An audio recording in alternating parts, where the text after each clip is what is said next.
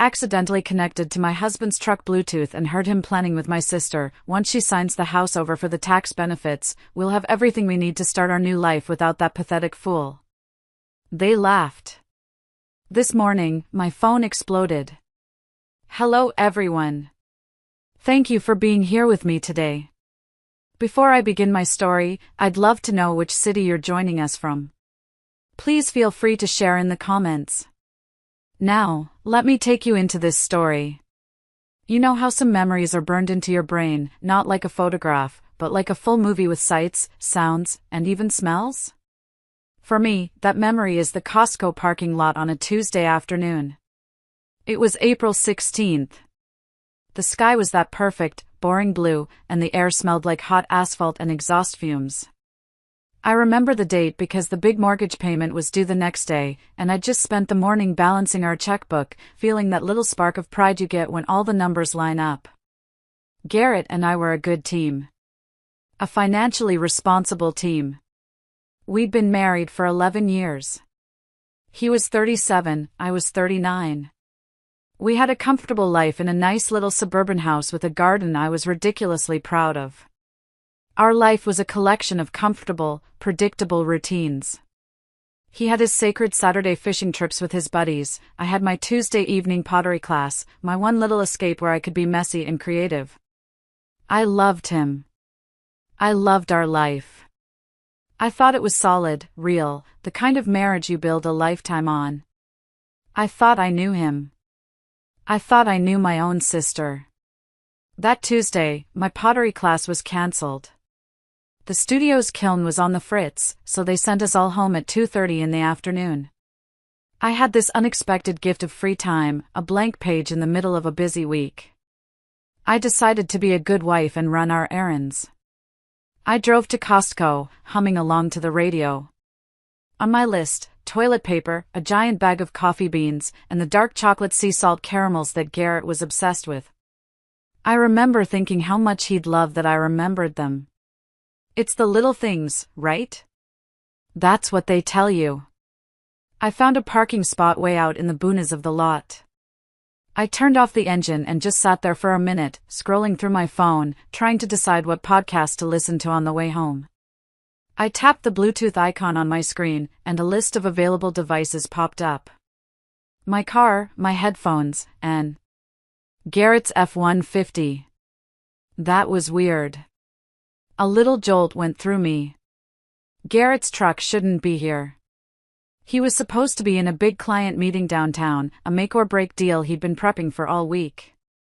My first thought was, oh, maybe the meeting ended early and he's here surprising me.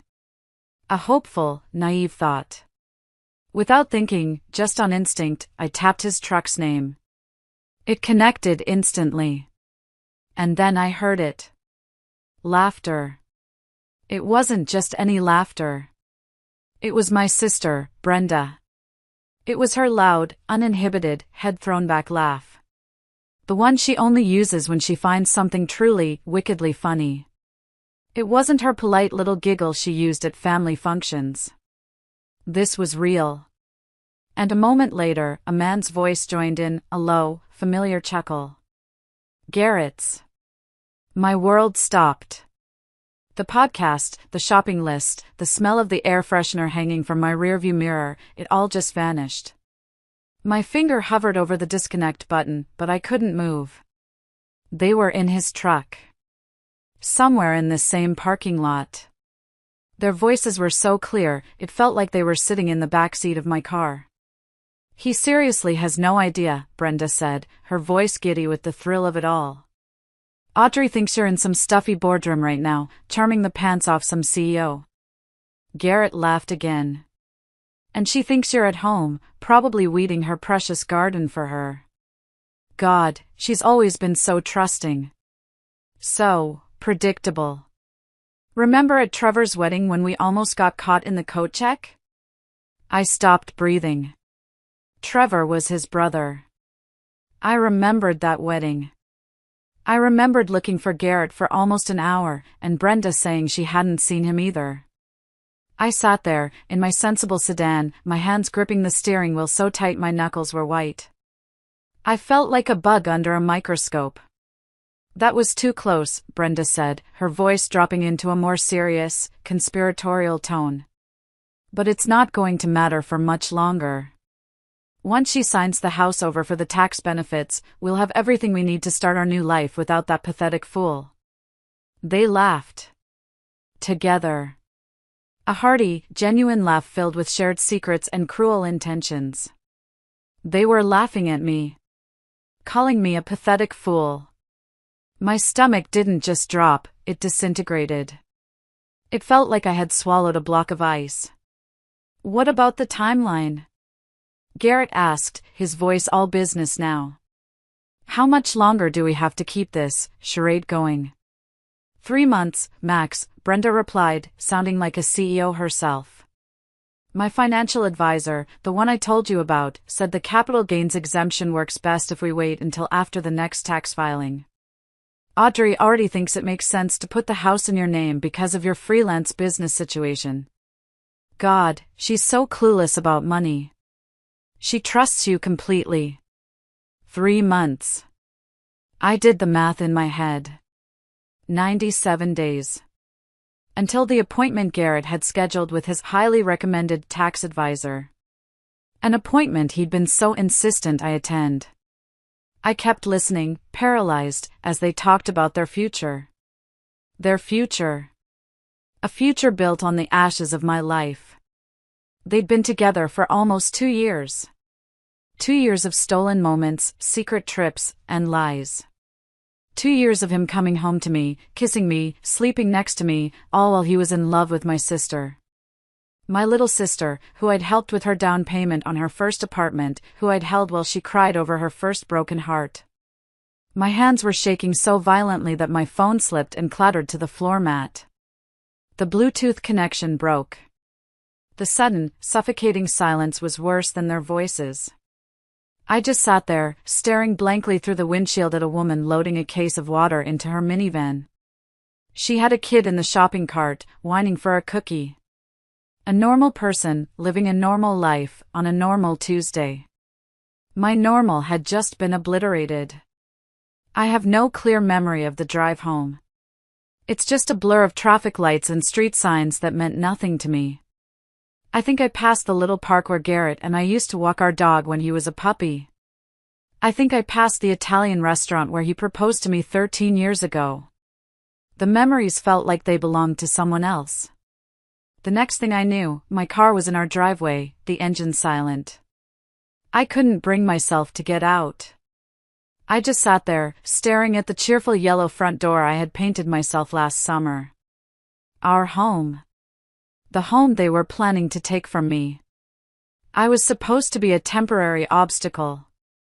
A line item in their financial plan. I must have sat there for the better part of an hour. I pulled up my phone and my thumb started scrolling through my camera roll on autopilot. There we were, the 4 of us, me, Garrett, Brenda, and her husband, at last year's 4th of July barbecue. We were all smiling, Garrett's arm around my shoulder, Brenda's arm linked through his. The perfect family picture. A perfect lie. There was another one of Brenda and me at our parents' 40th anniversary party, our heads together, laughing. I remembered that moment. She had just whispered a joke in my ear, something about our dad's terrible dancing. It felt so real, so genuine. How could it have all been a performance? The initial shock began to wear off, replaced by waves of pure, hot rage. It was a physical sensation, a heat that started in my chest and crawled up my neck. I wanted to storm into that house and shatter every single thing that reminded me of him, of them. I wanted to take a baseball bat to his precious truck. I imagined myself calling Brenda, screaming at her until my throat was raw. I pictured waiting for Garrett to walk through that yellow door, the look on his face when I played the recording of his betrayal back to him. I actually unlocked my phone and typed out a message to Brenda. I know everything. You are a disgusting monster. My thumb hovered over the send button. I could end this right now. I could have the screaming match, the dramatic confrontation, the messy, ugly end. But then, their voices echoed in my head again. Pathetic fool. They were counting on me to be emotional. They were expecting tears and accusations. A dramatic scene would be messy, but it would give them the upper hand. They could paint me as the crazy, hysterical wife. They could control the narrative. And while I was falling apart, they would be quietly executing the rest of their plan. They weren't just cheating on me. They were robbing me. Something inside me went cold. The hot rage solidified into something hard and sharp, like a shard of ice. They weren't going to get the satisfaction. They had underestimated me. They thought I was a fool. Fine. I would be the biggest fool they had ever seen. For the next 97 days, I would be the most loving, trusting, perfect wife they could ever imagine. And all the while, I would be building a cage for them, piece by piece. I finally got out of the car. I walked through the yellow door, into the silent house. It felt different now, like a stage set. I went straight to my small home office, sat down in the dark, and opened my laptop. The glow of the screen felt like a spotlight. I started a new, password-protected document. And I began to make a list. A battle plan. 1. Do not confront Garrett or Brenda. Not a word. Not a look. 2. Document everything. Every lie, every late night, every dollar. 3. Forensic audit of finances. Bank accounts, credit cards, investments. 4. Find a lawyer. A shark. Someone completely outside our circle. 5. Secure my personal assets. My inheritance. My personal documents. 6. Act completely, perfectly normal. Be the wife he expects me to be. That last point was underlined. It would be my greatest performance. I created a new, encrypted email account. I found an old burner phone I'd kept from a previous job and charged it. My secret life had begun. The game was on. Waking up the next morning was the hardest thing I'd ever done. For a few beautiful, foggy seconds, my reality was normal. I felt the familiar weight of Garrett's arm draped over me. And then, the memory of the recording crashed down, and the man lying next to me became a stranger, an enemy. I had to physically stop myself from flinching away from his touch. He mumbled a sleepy good morning and kissed my cheek. It felt like being branded. Hey, could you pick up my dry cleaning after work today? He asked, his voice still thick with sleep. The casual intimacy of it, the sheer normalcy, made my stomach churn. This was the suit he'd be wearing while he met with lawyers to figure out how to steal my house. Of course, honey, I said, my voice a perfect imitation of my normal self.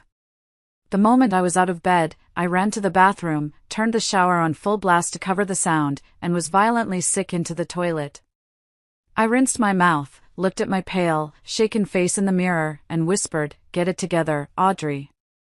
This became my new ritual. I would act the part of the perfect, loving wife on the outside, while on the inside, I was a general waging a secret war. I started a private journal in my new email account, documenting every interaction, every lie. Garrett said he was working late? I'd logged the time. Brenda called to say hi? I'd transcribed the conversation, analyzing every word for hidden meanings. On day 7, I officially named my plan, Operation Don't Be a Pathetic Fool. The first phase was reconnaissance. The next day, I called in sick to work, claiming a migraine. The second Garrett's truck pulled out of the driveway, my mission began. I started in his home office. It felt like a monumental violation of privacy, but I reminded myself, he had already burned that bridge. I was just collecting the ashes. It didn't take long. In the back of his filing cabinet, tucked inside a folder labeled Old Tax Returns, I found it. Statements for a secret bank account. I sat on the floor, my heart hammering, as I read through them. For the last 18 months, he had been making regular, small transfers from our joint savings account. $200 here, $300 there. Small enough to go unnoticed in the day-to-day shuffle of bills and expenses, but they added up to nearly $40,000. $40,000 of our money, our future, squirreled away for his new life with my sister. Then I checked his workout bag in the closet. Tucked into an inside pocket was a cheap burner phone. It was password protected, of course. But Garrett was a creature of habit. I tried our anniversary. Nothing. I tried our dog's birthday. Nothing. Then I tried Brenda's birthday. It opened instantly. The texts were all there. Years of them. Plans, pet names, pictures that made me feel sick all over again. I took photos of every single screen with my own burner phone until my hands were numb. I put the phone back, put the bank statements back, and made sure everything looked exactly as it had before. That afternoon, I had my first meeting with Ms. Davenport. I had found her through a series of careful, indirect referrals. She was a divorce lawyer in a town an hour away, a woman with a reputation for being meticulous and utterly ruthless. She was in her 60s, with sharp, intelligent eyes that missed nothing. I sat in her plush leather office chair and told her everything, my voice surprisingly steady. I laid out the story, the Bluetooth call, the bank account, the burner phone. She listened without interruption, her fingers steepled under her chin. When I was finished, she was silent for a long moment. "They think they're clever," she finally said, her voice calm and cutting. "But clever people, greedy people, always get sloppy. They've given you a gift, Audrey. The gift of time. Our job is to use it. You will continue to be the perfect, unsuspecting wife. You will not show your hand. The moment they know you know, they'll accelerate their plans, they'll start hiding assets, they'll lawyer up and things get messy. We need to be 10 steps ahead. We're not just going for a divorce, we are building a case for a settlement so overwhelmingly in your favor that he won't have a choice but to sign it." She used words like discovery, assets, and deposition. She explained the legal process, the importance of a clean chain of evidence. I left her office feeling powerful. For the first time since that day in the Costco parking lot, I didn't feel like a victim. I felt like a strategist. The 97-day countdown wasn't a prison sentence anymore. It was a deadline. Playing defense wasn't enough. I couldn't just sit back and collect evidence of their past sins, I had to actively shape the battlefield. I needed to lead them deeper into their own delusion, to make them so confident in my ignorance that they'd hand me the rope to hang them with. My acting skills, it turned out, were better than I ever imagined. About a month into my silent operation, I set my first trap. It was a quiet Wednesday evening. We were eating dinner, the TV murmuring in the background. Garrett was complaining about a new business expense, a classic lead-in to talking about how tight money was. It was the perfect opening. I put down my fork and looked at him with a thoughtful expression. "You know, honey," I said, my voice laced with gentle concern. "I was reading this article on a finance blog today.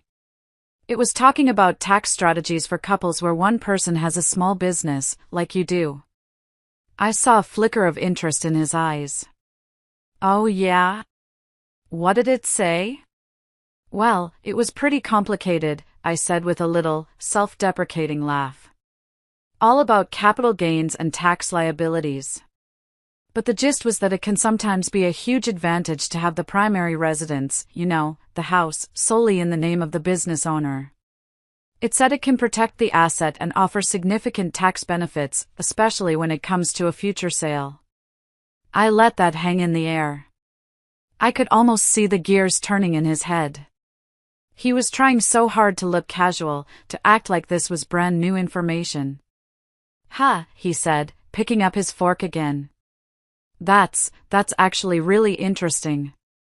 My accountant mentioned something vaguely similar a while back. Maybe that's something we should actually look into." It could be a really smart move for our financial future.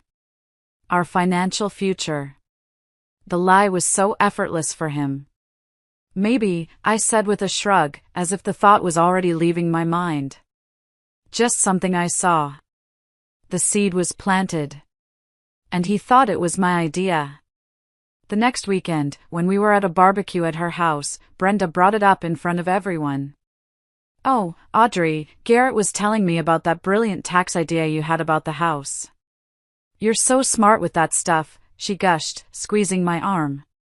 I smiled back at her, a perfect, warm smile. "Just trying to look out for our family," I said. The sheer audacity was breathtaking.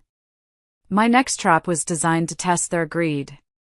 I knew Garrett felt the pinch of the money he was secretly funneling to his separate account. I wanted to dangle a bigger prize in front of him. I spent an evening creating a fake email chain. I invented a fictional law firm and a recently deceased, distant great-aunt from my mother's side of the family. The emails were perfect, full of legal jargon about probate, estate settlement, and a modest but significant inheritance that was coming my way. I left the email chain open on our shared iPad on the kitchen counter, as if I'd been interrupted while reading it. It took less than an hour. Garrett came into the kitchen to get a beer. I saw him glance at the iPad. He stood there for a full 5 minutes, pretending to be looking for something in the fridge, reading the entire thing over my shoulder. That night, in bed, he was suddenly very interested in my family tree. "Hey, whatever happened to your mom's Aunt Mildred? The one who lived in Oregon?" I pretended to think. "Aunt Mildred? Gosh, I don't know. I think she passed away years ago." "Why?" "Oh, no reason," he said smoothly. Her name just popped into my head.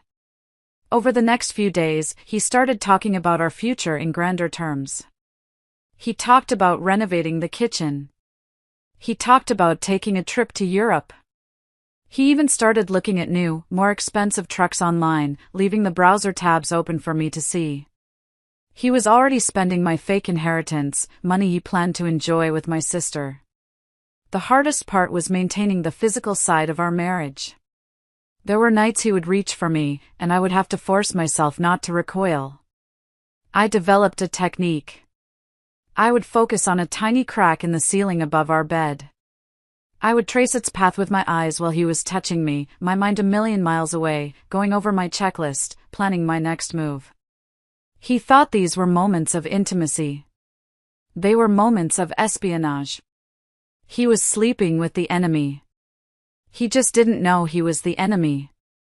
Living a double life is exhausting.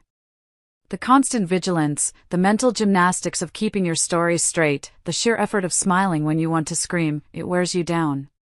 The most draining moments were the social ones, the times I had to perform my role not just for Garrett, but for an entire audience.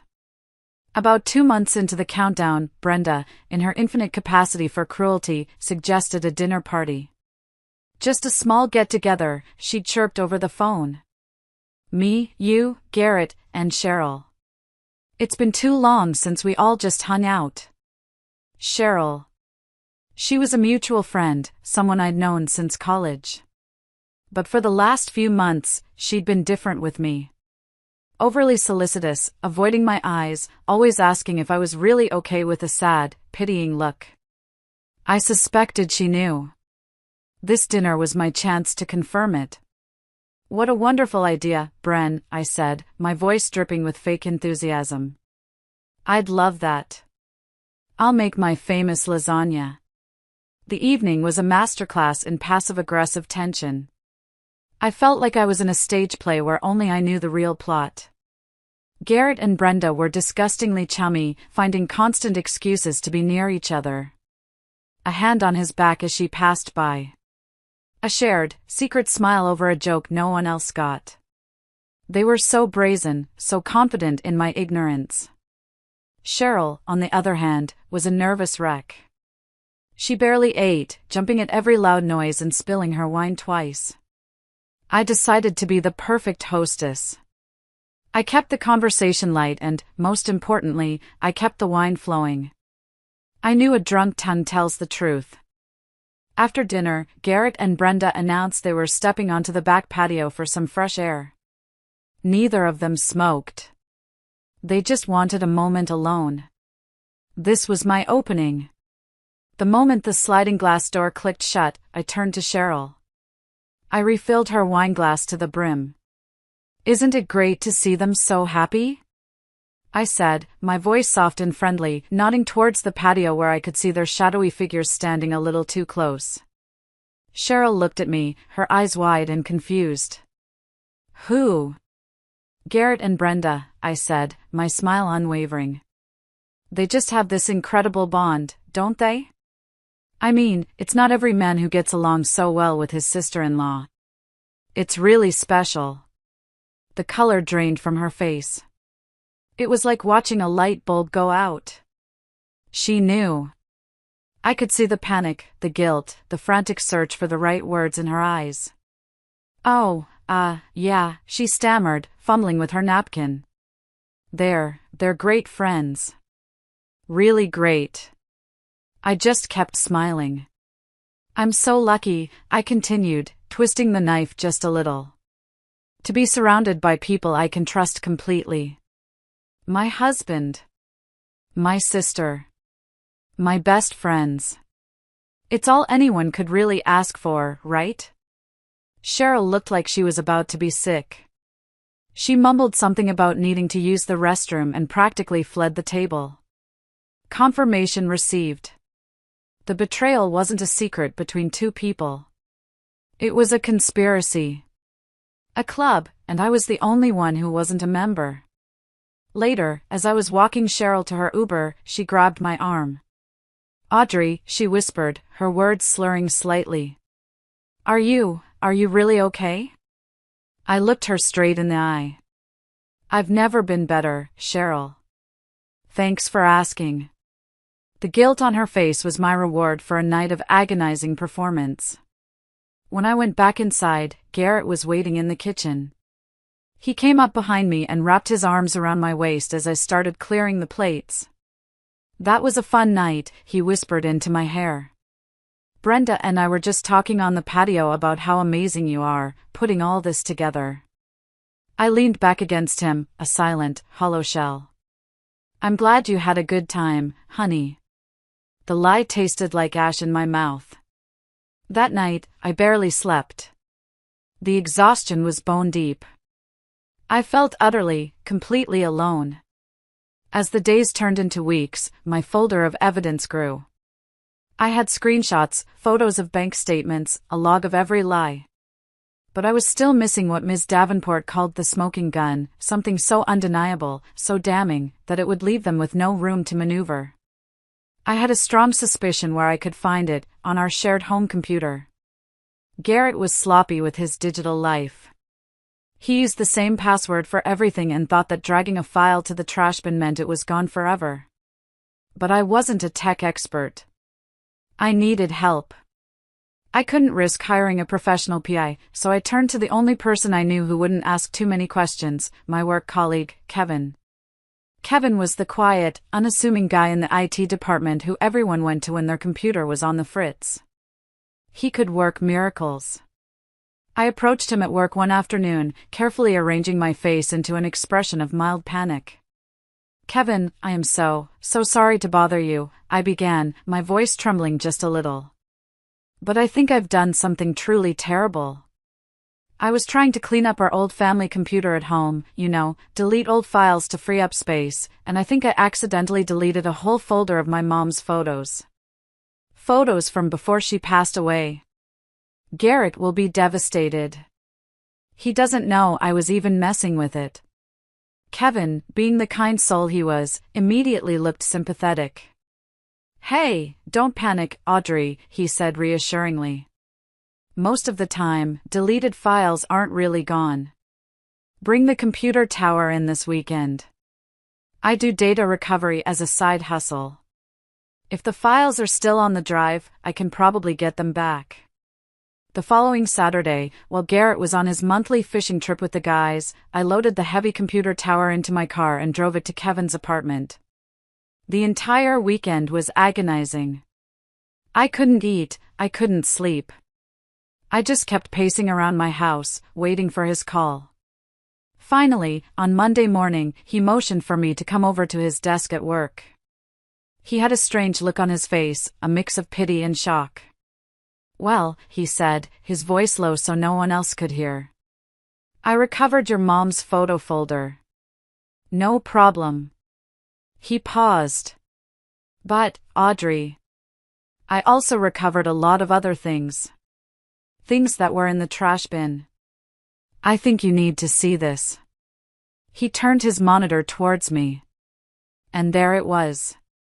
My entire world, burning down in high resolution. He had recovered hundreds of deleted messages between Garrett and Brenda. Explicit photos that made me want to vomit. But that wasn't the smoking gun. He clicked open a document. It was a meticulously organized spreadsheet. The file was titled, Financial Plan Post A. My name wasn't in it. I was just A. The spreadsheet was a detailed timeline and budget for their new life together. It had line items for asset liquidation, A's retirement fund, sale of primary residence, and legal fees, contingency for A's potential protest.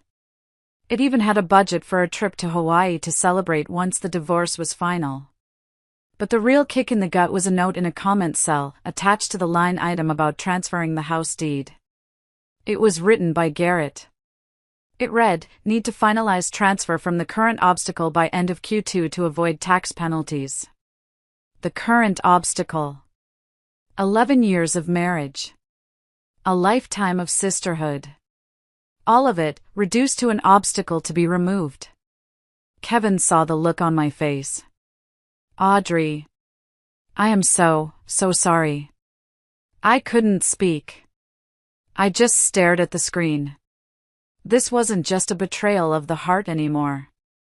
This was a calculated, premeditated financial and emotional assassination.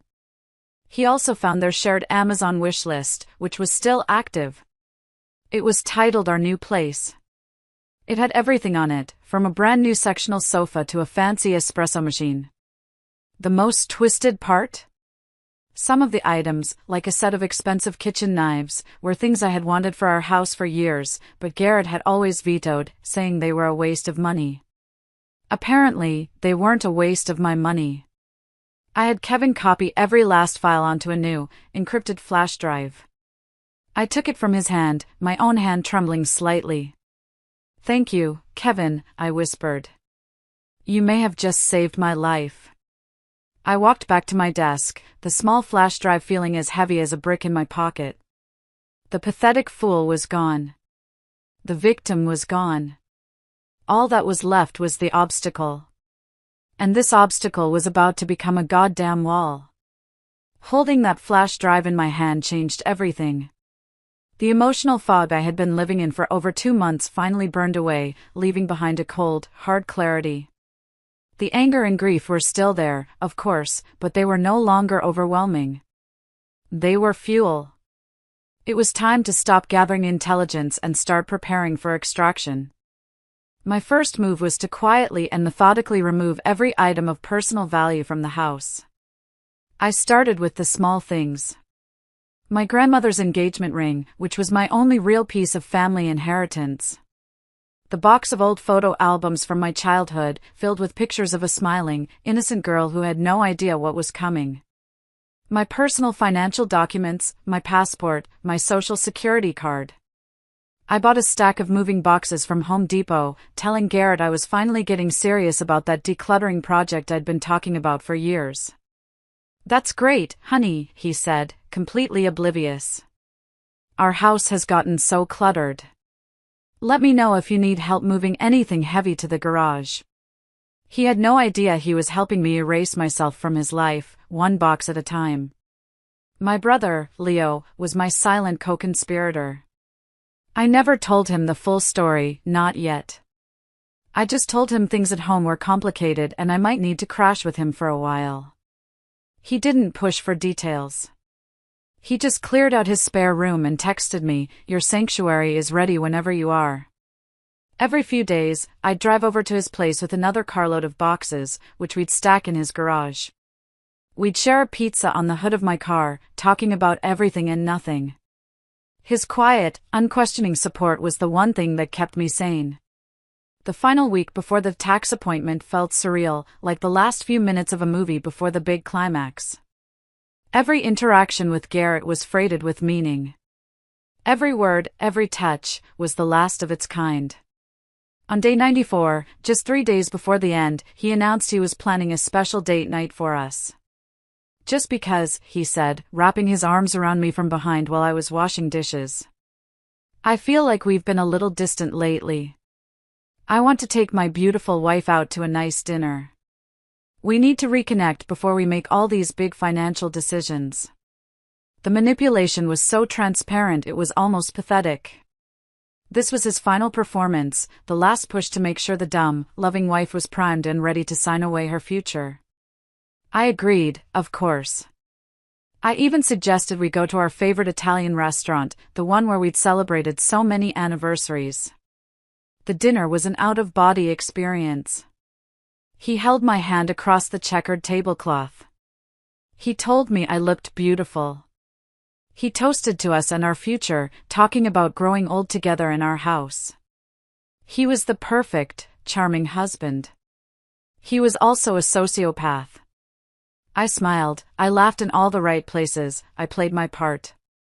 All the while, I was mentally running through my D-Day checklist, making sure every detail was in place. That night, he initiated intimacy for the last time. I let him. I felt like an actress on a closing night, giving my final performance. I lay there in the dark afterwards, his arm draped over me, his breathing slow and even as he slept. You know, he whispered into the darkness, thinking I was asleep. That appointment next week, it's going to be so good for us. It's going to secure our future. I didn't move. I didn't breathe. I just lay there in the dark, my face turned away from him, and I smiled. He had no idea how right he was. It was going to secure a future. My future. I was awake long before the alarm went off on day 97. I lay in bed and watched the first pale, gray light of dawn seep through the blinds. This was it. The last day of my old life. My stomach was a knot of nerves, but it wasn't fear. It was anticipation. It was the feeling an athlete gets before the starting gun fires. I got up quietly, went downstairs, and made coffee, just like I did every other morning. I sat on our back deck, the one Garrett had built, and watched the neighborhood wake up. A dog barked. A car started. The world was moving on, completely unaware that my personal world was about to undergo a controlled demolition. At 7:30, Garrett's alarm blared. He shuffled into the kitchen a few minutes later, rubbing the sleep from his eyes. He kissed my cheek, a casual, familiar gesture that felt utterly alien. Morning, he mumbled. Don't forget, we've got that important tax appointment at 2 o'clock. I turned from the counter, holding a fresh cup of coffee out to him. Morning, honey. I haven't forgotten.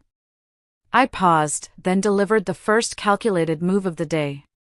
Actually, about that. Something just came up at work. A client had a last-minute crisis, and my boss needs me for a quick meeting this afternoon. I'm so sorry, but I might be a few minutes late. I watched his face carefully. I saw a flicker of panic in his eyes, the fear that his perfectly laid plan was about to be disrupted. He quickly masked it. Oh. Well, should we reschedule? It's pretty important. No, it's fine, I said, waving my hand dismissively. It shouldn't take more than half an hour. Why don't you go ahead to the appointment, and I'll just meet you there?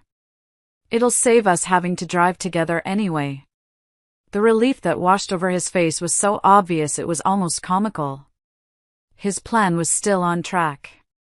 The dumb, accommodating wife was making it even easier for him. Okay, yeah, that works, he said, his good mood instantly restored. Just don't be too late. They charge by the hour. He left for his own morning appointments at 9:15. I stood at the window and watched his truck pull out of the driveway. I saw him pick up his phone as he drove, no doubt texting Brenda the good news: everything is proceeding as planned. The moment his truck turned the corner at the end of our street, my house transformed from a home into a command center. I moved with a speed and efficiency I didn't know I possessed. First stop, the bank. Not our local branch, but a larger one in the next town over, where I had already opened a new account in my name only. I walked in and deposited a cashier's check from the sale of my old convertible, the little sports car I'd owned before we were married, which I had recently sold. Garrett had always hated that car. It felt fitting that it would be the first deposit into my freedom fund. Second stop, Ms. Davenport's office. She had the final stack of documents waiting for me on her gleaming mahogany desk. The divorce filing. Affidavits. Motions to freeze our joint assets. I signed each one with a steady hand. With each signature, I felt a layer of grime being scrubbed from my soul. When I was done, she handed me the original flash drive full of evidence. "Are you ready for this, Audrey?" she asked, her sharp eyes searching mine. "Once we file this, there is no going back." I looked at her and gave her a small, firm nod. I've been ready for 97 days. By 11:30 a.m., I was pulling up to my brother Leo's apartment. He opened the door before I even knocked. He looked at my face, then at the single overnight bag in my hand, and just nodded. "Come on in," he said. I walked into his spare room, my new sanctuary, and dropped my bag on the floor. I took out my laptop, sat down at the small desk he had cleared for me, and opened the final file. It was titled D-Day Checklist. 8 Steps to Reclaim My Life. The time for acting, for waiting, for hiding, was over. It was time to burn it all down. Sitting at that little desk in Leo's spare room, with the muffled sounds of city traffic outside, felt like being in the eye of a hurricane. It was calm, focused, while I knew all hell was about to break loose. I took one last, deep breath and began to execute the final phase of my plan. Step 1, the email. I opened my draft folder. The email, which I had rewritten at least 20 times with Ms. Davenport's guidance, was ready. The subject line was simple: some difficult personal news. It was addressed to a carefully curated list of 14 people: my parents, Garrett's parents, our siblings, including Brenda's husband, and our closest mutual friends. The email was factual, not emotional. It stated calmly that I had filed for divorce due to Garrett's long-term affair with my sister, Brenda. I attached 2 small, irrefutable pieces of evidence: a single bank statement from his secret account showing a transfer from our joint savings, and one screenshot of a text message from him to Brenda that read, "Can't wait until the obstacle is gone and we can be together for good." I ended the email by asking for privacy and understanding. My finger trembled for a second, then I clicked send. The first domino had fallen. Step 2, the digital break. I opened Facebook. I changed my relationship status from married to single. I didn't add any dramatic post, just the simple, cold change of status. Then, I unfriended and blocked both Garrett and Brenda. I did the same on every other social media platform. It was a digital amputation. Step 3, the friends. I composed a short group text to our wider circle of friends, the ones we went to Super Bowl parties with. They deserved to hear it from me, not through the gossip mill. The text was simple: just wanted to let you guys know that Garrett and I are splitting up. I found out he's been with Brenda for years. This is obviously very difficult, so please respect my privacy. I value all of your friendships. My phone immediately started buzzing with replies, but I ignored them. Step 4, the parents. This was the hardest part. I owed my parents a phone call. I braced myself and dialed. The conversation was short, brutal, and heartbreaking. My father went completely silent. My mother just kept repeating, "Oh, Audrey, oh, no." I told them I was safe and that I loved them and that I would explain more later. I could hear the shattering of their world through the phone line. Step 5, the money. I logged into our joint bank account one last time. I initiated a transfer for exactly half of the remaining balance into Garrett's primary checking account. In the transaction memo, I wrote, "You're half of the assets. Goodbye." Then, I transferred my half into my new, secure account. The financial cord was cut. Step 6, the husband. The clock on my laptop read 1:45 p.m. 15 minutes before the fake appointment. It was time. I sent the text I had memorized. Garrett. I know everything about you and Brenda. I have known for 97 days. Do not go to the tax advisor's office. There is no appointment. The man waiting for you there is a process server with our divorce papers. The house transfer you were expecting is not happening. All of our joint assets have been frozen by my lawyer. Your things are at the house. I am not. Goodbye. Step 7, the sister. Her text was shorter, sharper. Brenda. Hope he was worth destroying our entire family over. Check your email. Everyone you have ever known now knows exactly what you are. Step 8, the silence. I took my phone, the burner phone, and my laptop, and I turned them all off. Completely off. For the next 6 hours, I was gloriously, blissfully unreachable. Leo, my incredible brother, understood I needed a distraction.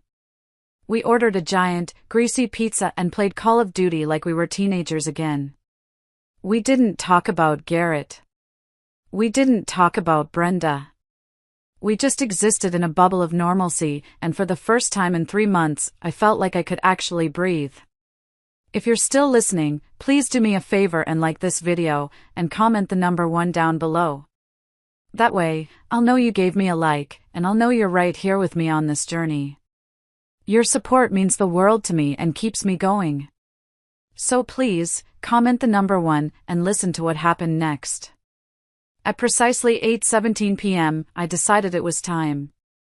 I picked up my phone, my heart starting to pound again, and I pressed the power button. It came back to life with a vengeance. It vibrated so hard it nearly jumped out of my hand. The screen lit up with a tidal wave of notifications. 42 missed calls. 16 voicemails. 93 text messages. It was a digital apocalypse. 23 of the calls were from Garrett. 11 were from Brenda. The voicemails were a chaotic symphony of their downfall, Garrett, at first angry and confused, then sobbing incoherently, then screaming that I had ruined his life.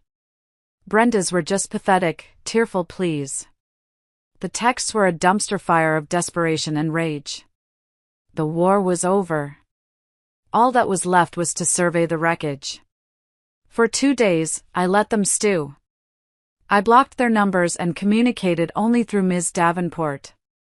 The flood of messages from friends and family, however, was overwhelming. Most were supportive, shocked, and horrified on my behalf. A few tried to play neutral, but they were the minority. The story, in its brutal, simple truth, was out. But I knew I couldn't hide forever. And a part of me needed to see it. I needed to see the look on his face, not for revenge, but for confirmation. Confirmation that the man I had married was truly gone, replaced by this sniveling, pathetic creature. I unblocked Garrett's number and sent him a simple text, Starbucks on Elm Street. 1 hour. Come alone if you ever want to speak to me again. He replied in seconds, I'll be there. I chose our location carefully. It was public enough to prevent a scene, but busy enough to give us anonymity. I got there first and chose a small table in the back corner. When he walked in, I almost didn't recognize him. He looked like he hadn't slept or showered in days. His face was pale and puffy, his eyes were bloodshot. He looked broken. Good. He practically fell into the chair opposite me and started talking before I could even say a word, his voice a hoarse, desperate whisper. Audrey, thank God. You have to listen to me. This is all a huge misunderstanding. It wasn't what it looked like. Brenda, she was going through a hard time, I was just trying to be there for her. It got out of hand. You have to believe me, I never stopped loving you. He reached for my hand across the table. I pulled it away as if his touch was toxic. You violated my privacy, Audrey, he said, his voice shifting to wounded accusation. Going through my things, my messages. How could you do that to me? I just stared at him, my expression blank. I let him talk, let him spin his web of lies and half-truths. He blamed Brenda. He blamed me. He blamed his job stress. He painted himself as the victim, a good man who had made a simple mistake. When he finally ran out of steam, his pathetic excuses hanging in the stale, coffee-scented air between us, I asked him one simple question. When did it start, Garrett? He flinched. I don't remember exactly. Try, I said, my voice as cold as steel. He hesitated, then finally mumbled, about 2.5, maybe 3 years ago.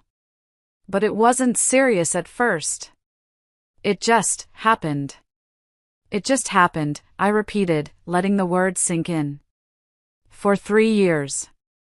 I reached into my purse and pulled out my old burner phone.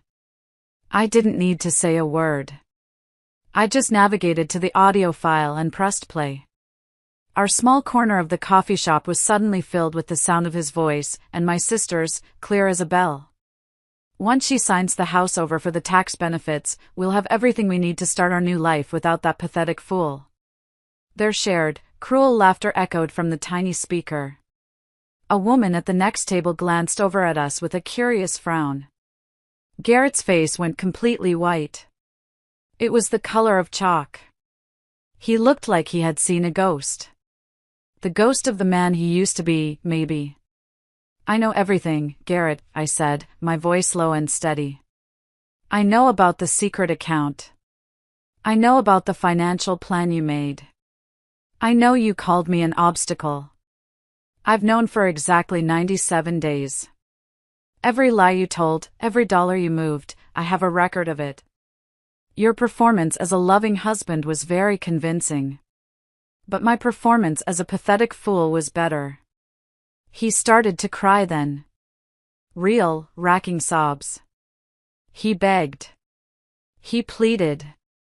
He said he would do anything to make it right. He asked if there was any chance we could go to counseling, if we could try again.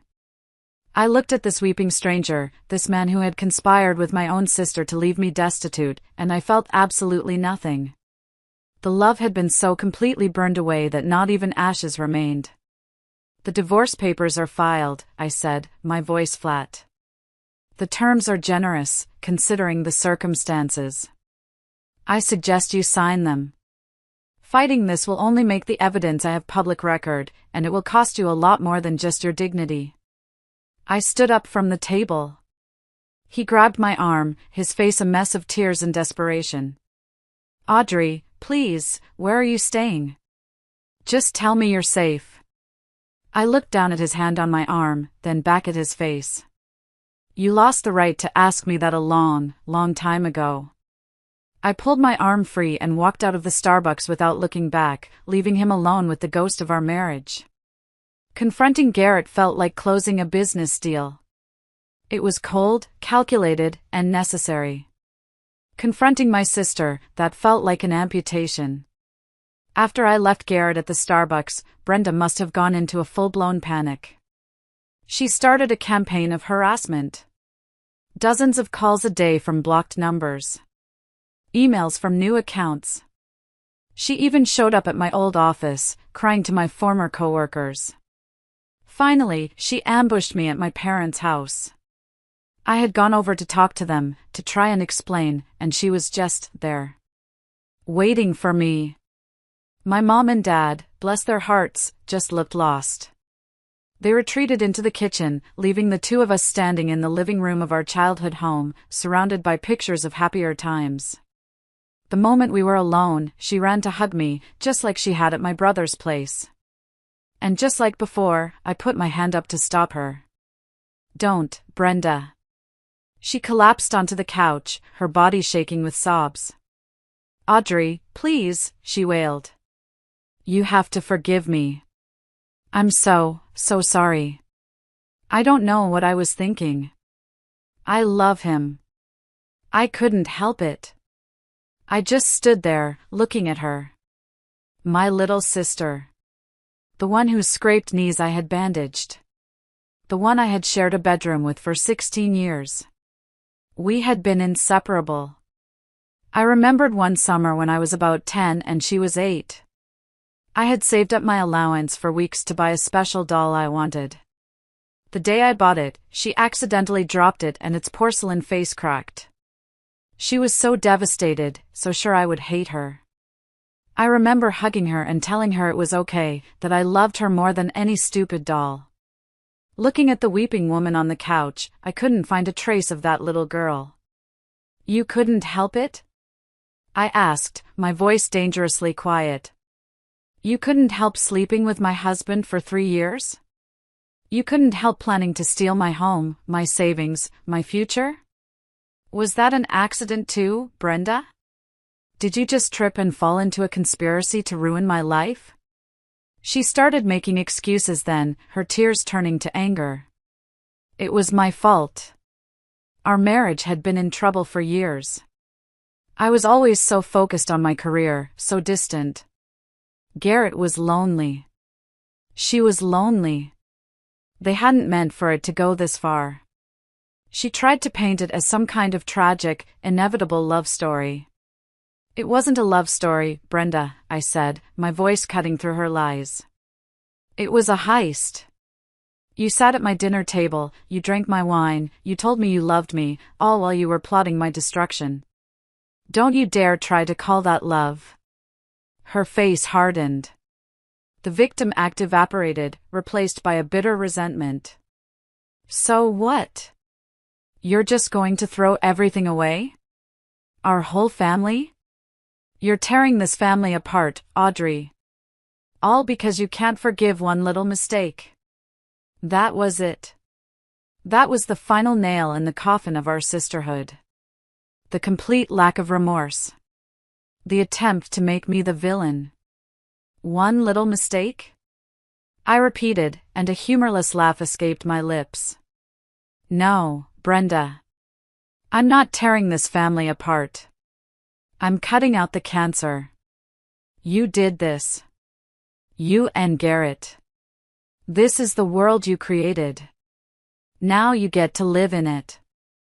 I looked at her one last time, this stranger who wore my sister's face. "I want you out of my life," I said, my voice as steady as a rock. "Don't call me. Don't text me. Don't come to my home. We are done." I walked out of the living room, past my shell-shocked parents in the kitchen, and out the front door into the fresh air. It was a painful, bloody amputation. But I knew, with a certainty that settled deep in my bones, that it was the only way I was going to survive. The weeks that followed were a blur of logistics. There was paperwork to sign, movers to schedule, and a new life to build from the ground up. The divorce, thanks to Ms. Davenport's brilliant work and the mountain of evidence I had, was surprisingly quick and clean. Garrett, faced with the threat of having the entire sordid financial plan made public in court, signed everything without a fight. The house sold in less a month. We split the proceeds. I kept my own retirement accounts and my inheritance, and he kept the $40,000 he had stolen. I didn't want it back. It was tainted. I found a small, bright apartment in a part of town I had always loved. It was all mine. The silence was deafening at first, but slowly, it started to feel like peace. I painted the walls a color I loved, bought furniture that was my style, and learned to enjoy the simple pleasure of my own company. News from my old life trickled in through mutual friends and my brother. Garrett and Brenda were officially a couple, living together in a cramped, rented condo across town. Their grand plans for a new house and a life of luxury had evaporated. Apparently, their relationship, born in deception, wasn't faring so well in the harsh light of reality. They had lost almost all of their friends. My parents were civil to Brenda, but their relationship was fractured, perhaps irreparably. They had chosen their sides. As for me, I was healing. It was a slow process, like recovering from a major surgery. Some days were good. I'd go for a long walk, reconnect with an old friend, and feel a spark of my old self. Other days were hard. A song on the radio or the sight of a truck like Garrett's would send me spiraling for a few hours. I even went on a couple of dates, set up by well-meaning friends. They were both disasters. One guy talked about his ex-wife the entire time, and the other one chewed with his mouth open. I decided I was officially on a dating hiatus. I was fine on my own. Last week, I was finally unpacking the very last moving box. At the bottom, wrapped in old newspaper, was Garrett's favorite coffee mug. It was this big, ugly ceramic thing he'd bought on a road trip years ago. It had a huge chip on the handle, but he refused to let me throw it away, insisting it was perfectly good otherwise. I stood there in the middle of my new, sunny kitchen, holding the mug in my hands. I ran my thumb over the chip. And for the first time, I let myself remember. I remembered hundreds of lazy Sunday mornings, him drinking coffee from this mug while we read the paper. I remembered him bringing me coffee in bed in this mug when I was sick. They were good memories. And I realized, with a startling clarity, that they were real. The love, at one point, had been real. It didn't make his betrayal any less monstrous, but it meant my life with him hadn't been a complete lie. Just the ending had. I took the mug, wrapped it carefully in fresh packing paper, and put it in a small box. I drove to the post office and mailed it to his new address. I didn't include a note. There was nothing left to say. It was just one last act of returning something that no longer belonged to me. And that's my story. The story of how I spent 97 days as a ghost in my own life, all to avoid being the pathetic fool they thought I was. It wasn't just about revenge. It was about respect. My own. If you're listening to this, and you're going through your own private hell, I want you to know that you are not alone, and you are so much stronger than you think. The storm will pass, and you will find your own peace on the other side. Thank you so much for listening. If my story resonated with you, please consider giving it a like, and maybe share it. You never know who else might need to hear that it's okay to fight for yourself. Stay strong.